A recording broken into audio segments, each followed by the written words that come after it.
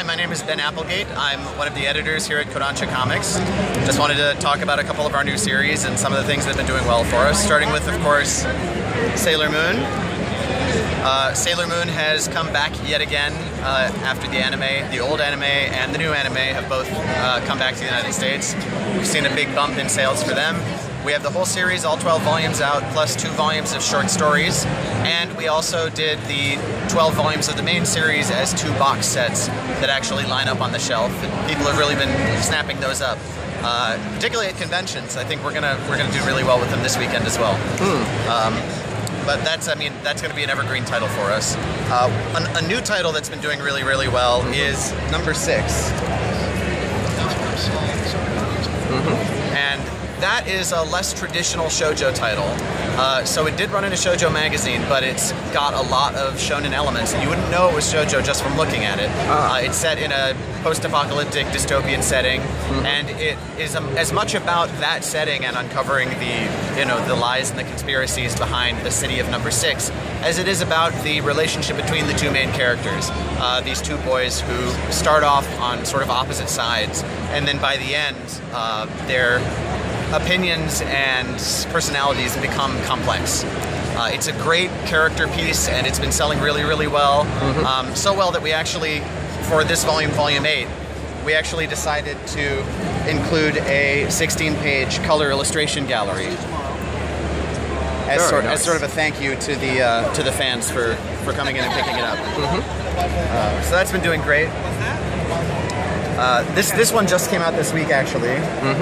Manga Dogs. Right. The Japanese title is Guda Guda Dogs, but we renamed it Manga Dogs because no one knows what Guda Guda means. This is from Ema Toyama, whose work has been really popular for us. I Am Here, Missions of Love were very successful for Kodansha. This is a little bit different from her other work because it's actually a parody of being a manga artist. So it's set in a high school because it is. There's a high school girl who's actually already debuted as a pro manga artist, and she's in a manga study, like a manga course. Her school has started a manga artist course, but it's a complete waste of time because they don't know what they're doing. And the only other 3 people in the class are these 3 boys be shown in, because if it's a Toyama series, it has to have a reverse harem in it. These 3 boys who want to be manga artists, but are all delusional and ridiculous about it in 3 different ways. Right. It's got a lot of great in-jokes about the manga world, jokes about Japanese manga magazines, jokes about different manga styles. They go to a manga cafe at one point.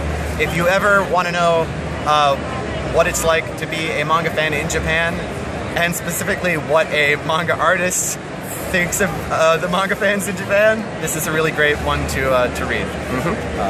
So we're really excited about this one. Cool. The last shoujo I'll talk about is Say I Love You, which has done really well. We have the 4th volume out. Either it's already out this week or it's coming out in the next couple of weeks. And this is a more mature-oriented shoujo title. It's got a lot of discussions of sort of emotional trauma, sex, friendship. It's a very mature tackling of these themes. And it was sort of an experiment for us because we haven't really done books that are aimed at older girls. Right. But this has done really, really well. We were very, very happy with it, and we're excited to try more in the future. My Little Monster is the other series we licensed at the same time, and that has been doing really well too. Right. So to move on to shonen. 7 Deadly Sins is one that people have been talking about. The anime just started in Japan.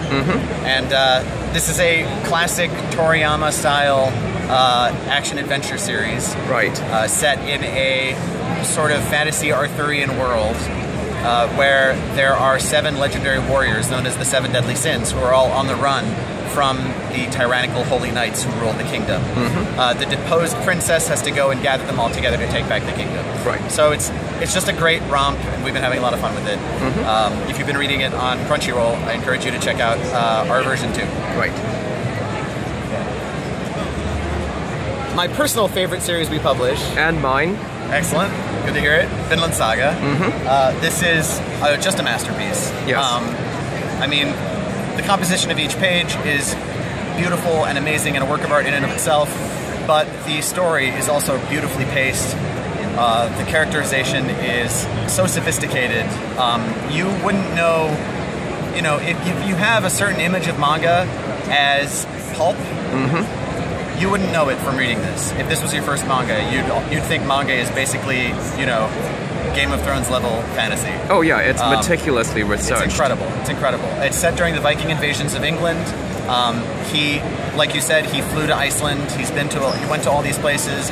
He's an incredibly meticulous writer and artist, and of course he did Planetes a long time ago. So he has a great genre versatility, switching from sci-fi to this. And the great thing about this release is not only is it our first hardcover, it has 2 volumes in one, so it's 450 pages, give or take. We also serialized a unreleased story by Yukimura called Because Our Farewell is Near, in the back, and that's a samurai story that's never been collected anywhere in the world. This is the first time it'll be available in book form. And for volumes 3, 4, and 5, we actually have an exclusive Q&A with the author, where we got to ask him some questions about that specific volume, and he was gracious enough to respond in an incredible amount of detail to our questions, which I think enhances the reading experience a lot. So we're very, very, very excited about this one. We're really hoping that people will come out and support it so that we can do more like this. So if you're not reading it, you should be. This is the best kept secret here. Yes. Comics Pros constantly email us. Faith Erin Hicks is a huge fan of this series. She did a blurb we used on the back of book 2. I mean, everybody who reads this loves it. So. All right. This is a new hit, Origami. This first volume just came out, and it sold really well in the first week. Right. So we're very excited about it. And the anime is now running. Came out from Bones, and that was really great.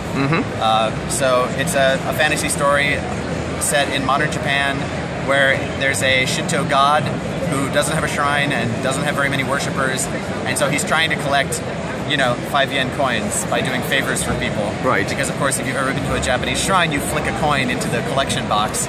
He's doing that coin by coin. So that's why the subtitle is Stray God, which is what Noragami literally means, which I thought was just a fantastic title. So it's a fun action series, and it's got a lot of funny parts.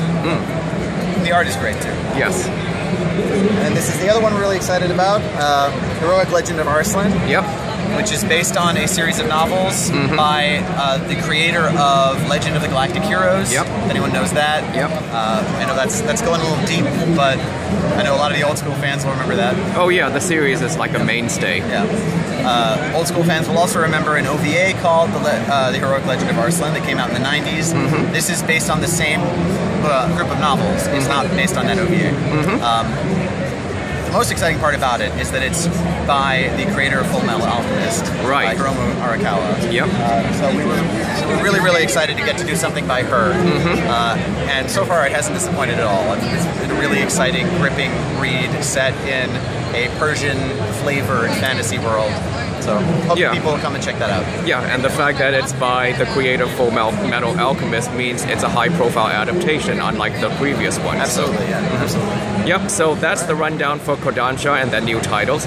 Ben from Kodansha, thanks very much. Thanks very much for having me.